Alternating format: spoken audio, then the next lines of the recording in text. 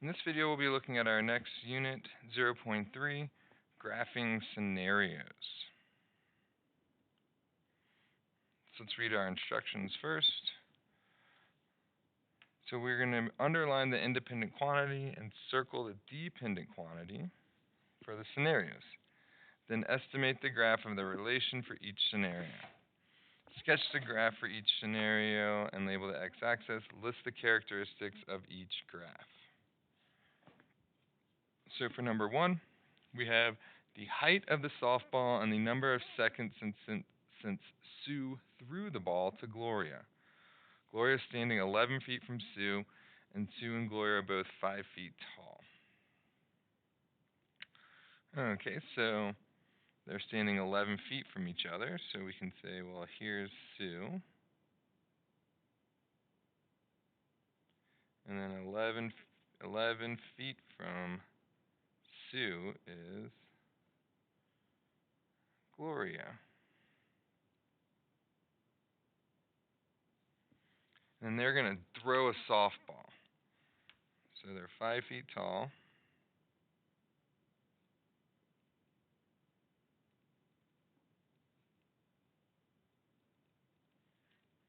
And we are going to throw a softball. So the green, or my purple, is going to be the path of my softball. So this probably looks something like that. Okay. Okay, so now let's sketch the actual graph. So I have these choices we can use.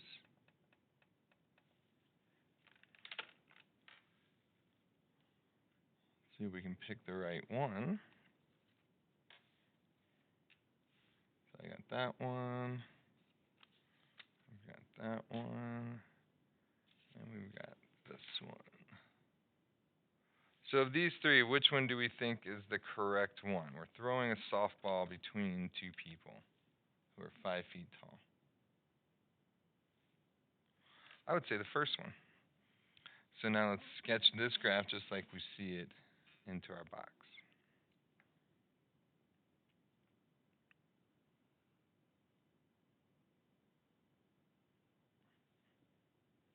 Looks pretty good. Now, what are some characteristics of this? Well, what's its shape? Is it linear, V-shaped, or U-shaped? This one is U-shaped. And then is it discrete or is it continuous? Well, it's connected dots. It's a smooth curve, so we can say that it is continuous. And is it always increasing? Is it always decreasing? Maybe it's increasing then decreasing, or decreasing then increasing. Well, I would say this one is increasing. The ball is going up, and then it reaches its maximum height, and then the ball is going down. So let's call it increasing, then decreasing, like that.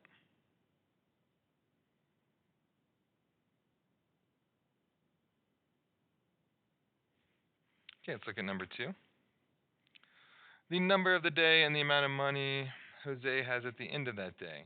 Jose starts with $20 on day 1, 2, and 3. He spends $3 each day for lunch.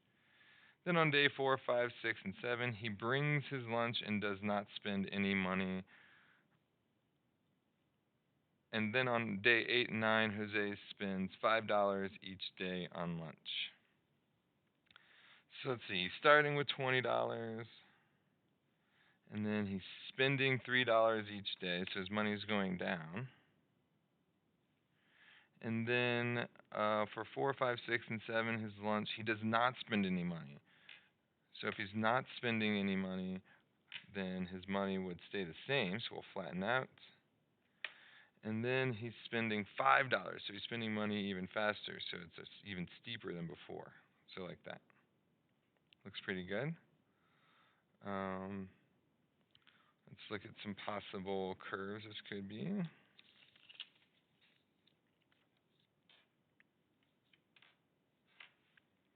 So do we think it's going to be the first one, the second one, or the third one?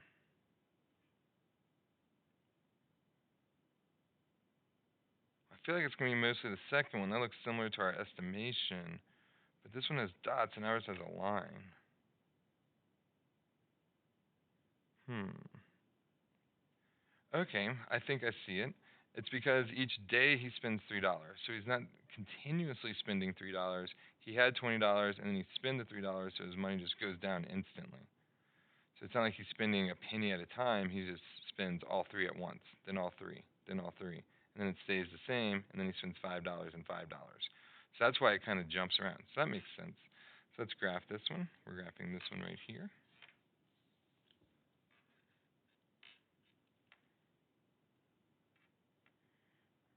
So he starts off with $20, and he's spending money till he gets to day 4, or day, yeah, and then he's not spending any money for these days. 1, 2, 3, 4, 5. 1, 2, 3, 4, 5. And then he's spending more money on our last 2 days. Okay, looks good. Oh, what we forgot to do is label our axes from the first one. So let's do that. Let's label our axes for this one, and then label our axes for number 1. So should we label it with money along the side or days along the side? Well, the money is what's going down. So I see this as being our money, and then the days are constantly moving forward. So this will be our days. Let's do this idea for this top one. So the height of the softball and the how far the softball traveled. So which one's going to represent the height of the softball, and which one will be the distance the ball traveled? Well, our y-axis will be the height, and our x-axis will be distance ball traveled. Sorry about that. Okay, so back to Jose and his lunch. So we have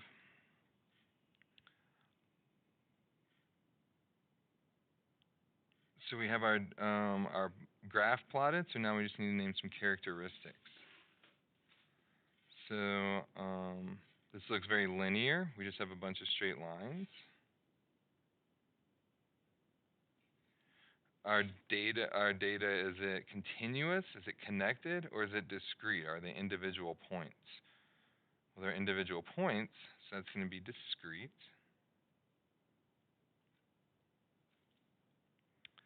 And what else do we see? Well, it looks like, let's talk about decreasing, increasing, and constant. Well, from here to here, it's decreasing, and then it flattens out, so that's our constant, and then it decreases again. So we're decreasing, then we're constant, then we're decreasing again.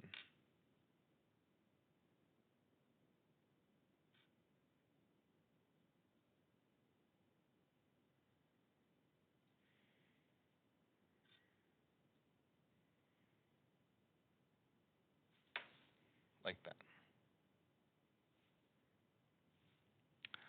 And that's the only two we're going to do in our notes. When we meet up again next class period, we will finish this page up so we can refresh our memory, and then we'll move on to work on something for ourselves. So thank you very much for watching this video, and I hope you have a great rest of your day.